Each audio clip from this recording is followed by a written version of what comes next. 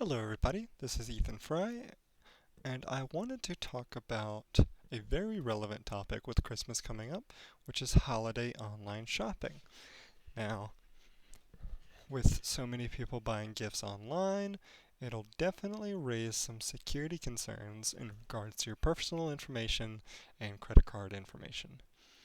So here's a resource that I have from CISA, the Cybersecurity and Infrastructure Security Agency with the US government. And obviously, they take a great importance now that Christmas is coming up as well. So let's look at what options they have and what they recommend for securing your purchases.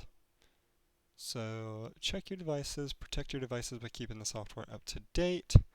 These include mobile phones, computers, appliances, electronics, and children's toys.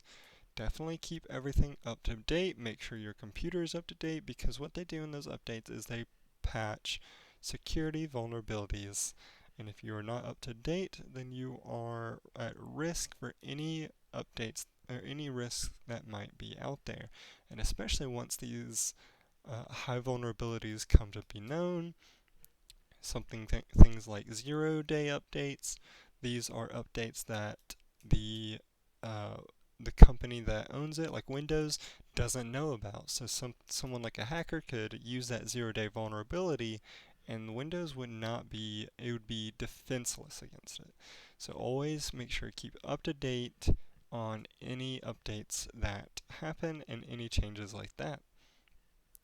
Passwords can be easily unencrypted if they have just maybe no no uppercase, or they are words that can be found in the dictionary, things like that. They can be easily cracked, whether it's your password was found in some leak, but it might have been encrypted, so you think it's protected, right?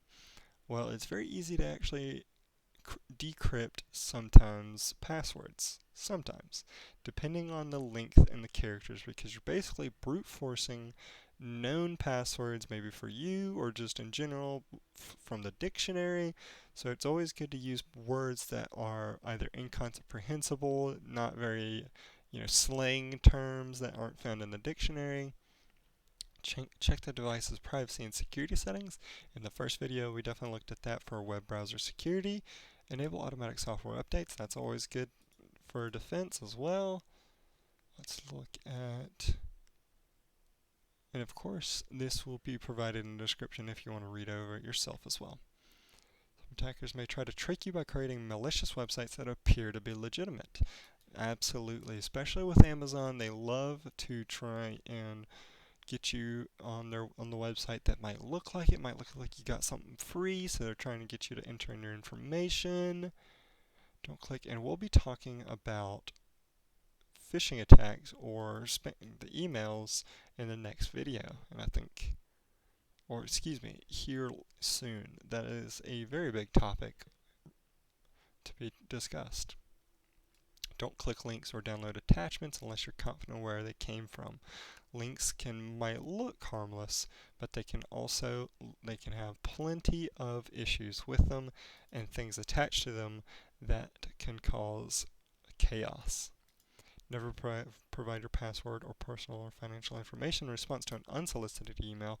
Always think twice before you're giving someone your credit card information, anything like that. Absolutely. Make sure your information is being encrypted.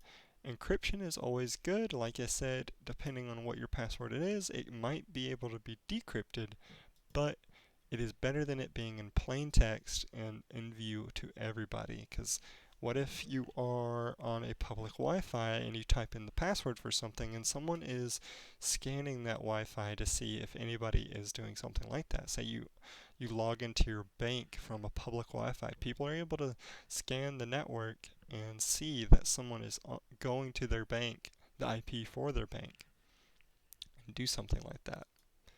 Use safe methods for purchasing, absolutely.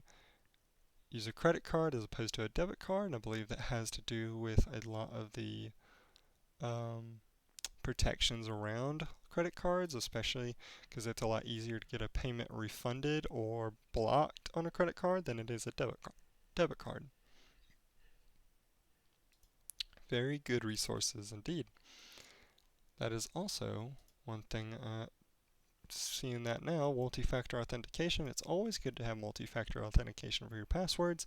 It may be kind of a pain in the ass for your videos, or excuse me, for your account to have to go to your phone and get the authenticator or look at that email and click yes, but it is very, very smart and a wise thing to do to enable that for all of your daily needs, not just like your bank or anything like that. I mean, many things everything should have multi-factor.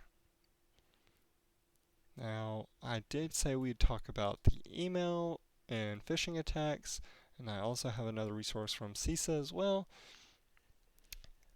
And we'll look at this one as well. Email is easily circulated. Forwarding email is so simple that viruses can quickly infect many machines. Absolutely. I believe it'll talk about programs try to address all users' needs, try to offer many user-friendly features. Yes. Be right, unsolicited even from people you know. Just because an email message looks like it came from someone you know does not mean that it did. Many viruses can spoof the return address, making it look like the message came from someone else. An interesting note, during my working experience with this, there was an instance where someone received an email from someone they knew, but it was a very suspicious email. And so they sent it to us, the IT help desk, and whenever I took a look at it, I was like, that is very suspicious, but it's someone on your email list. And what had happened was that that person's account had been hacked in a sense that everybody on his contacts list had been sent that email, and he was basically the unwilling victim and the host of that virus. And so people who saw his email and said, oh, I know this person, so they click it, would have been victims as well, and anybody on their contacts probably would have received the same the email as well. So it would have spread and spread. Keep software up to date. Absolutely trust your instincts. If an email or email attachment seems suspicious, don't open it. Even if your antivirus software indicates the message is clean, attackers are constantly releasing new viruses and that might not have the signature. At the very least, contact the person who supposedly sent the message. Make sure it's legitimate. Absolutely, yes. Make sure that you trust your instincts, and if something doesn't feel right, it most likely is not right. Attachment save and scan, and that's what we talked about with the Windows Defender, and just being able to scan a attachment and any other files that you may download is very important. Turn off the option to automatically download attachments. I don't know of this. I don't think it's enabled automatically. I hope not. But that is definitely not something you'd want, because if you did receive something like that, that would not be good. Separate accounts on your computer. Apply additional security practices. Filter certain types of attachments through your email software. See reducing spam on or a firewall. Now, firewall is generally, if you have Windows, it is generally already enabled and you don't really have to mess with it much. So you shouldn't have to, and it'll always be there to protect. But it is always good to know a little bit more about it. So let's go ahead and take a look at that right quick. Firewalls provide protection against outside cyber attacks by shielding your computer or network from malicious or unnecessary network traffic. Hardware, software, categories, and your router and modem, your router should already have all of that built into it as well, and I believe Windows has it as well, so it should have that double layer of defense and just be able to protect you very well, but not always. Alright, that is the end of this video, and we will be talking about securing your Wi-Fi.